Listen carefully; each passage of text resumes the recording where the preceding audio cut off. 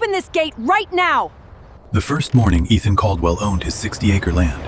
He woke up to the sound of tires grinding across his gravel. He stepped onto the porch before sunrise and saw headlights cutting straight through his private property. Not one car, not two cars. An entire line of trucks, sedans, and SUVs drove across his land like it was a public road. Hey, stop! Ethan had bought this place to escape HOA rules. No fines, no committees, no neighbors telling him what he could do. But 12 hours after becoming the owner, the HOA had already found a way onto his land. Then a white luxury SUV stopped in front of him. Inside was Victoria Hale, the president of Willow Creek Estates HOA. She rolled down the window, looked at Ethan like he was the problem, and said the community had used this road for years. Ethan told her it was private property. Victoria smiled coldly and said, "You'll get used to it."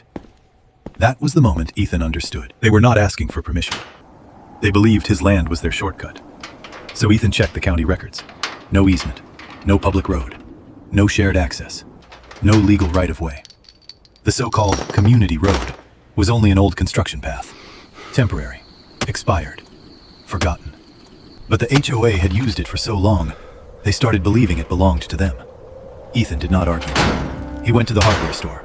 He bought a steel ranch gate, reinforced posts, a heavy chain, and a lock big enough to end the conversation. By sunset, the shortcut was blocked. The next morning, Victoria's white SUV came over the hill like always. Then she saw the gate. I told you not Behind to come her, back here. Cars began stacking up. Open this gate Engines right idled. now! Horns sounded. Doors opened. The whole neighborhood realized their morning shortcut was gone. Victoria stepped out furious. She told Ethan he could not block community access. Ethan looked at the locked gate and said, You are trespassing. "Using something for years does not make it right yours." to be on this property. She threatened Call legal your action, lawyer, because so we're Ethan done. handed her the county records. Victoria read the documents. Her face changed. There was no easement, no agreement, no permission. The land was Ethan's, and the road was never theirs. By the third morning, This the is a engines were violation, gone. Ethan. The HOA sent one quiet notice. They would not pursue further action. Ethan stood beside the steel gate, watching the old tire tracks fade back into dirt. Because the HOA did not lose a shortcut.